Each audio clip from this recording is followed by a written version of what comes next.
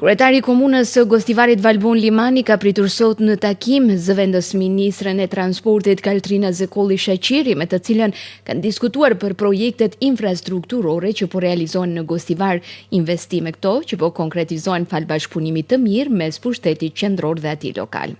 Kryetari Limani theksoi se pushteti qendror duhet të jetë krah pushtetit lokal me qëllim që qytetarët të kenë kushte më të mira jetese dhe zhvillim më të shpejtë të komunës.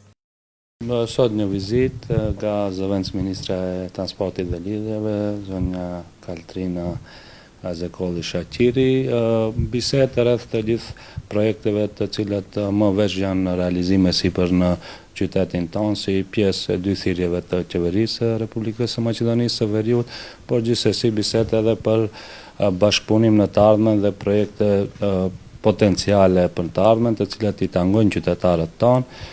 Besoj që pushteti qendror gjithmonë duhet të jetë për krah pushtetit lokal me të vetmin qëllim që qytetarët të kenë jetë më të mirë dhe më kualitative.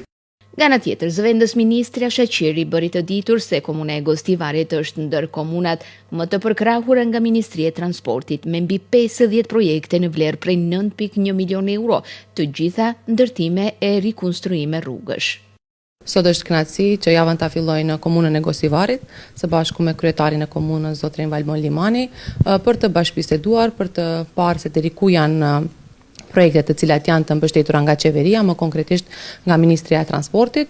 Ajo që mund të them është se kemi një bashkëpunim të shkëlqyer për komunën e Gostivarit gjithsej kemi 50 projekte.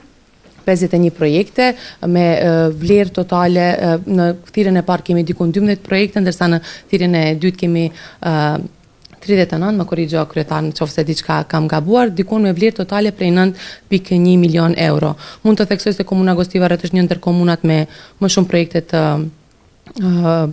përkrahura po nga ana e ministrisë. Të gjitha këto kanë të bëjnë më shumë me rikonstruim ose ndërtim të rrugëve të reja. Si ministri mbesim të përkushtuar që të punojmë më shumë në decentralizim dhe në fuqizimin e komunave mbar vendit. Takimi u vlerësua si një hap i rëndësishëm drejt realizimit të projekteve infrastrukturore dhe zhvillimore që pritet të ndikojnë drejt për drejt në përmirësimin e jetës së qytetarëve të Gostivarit.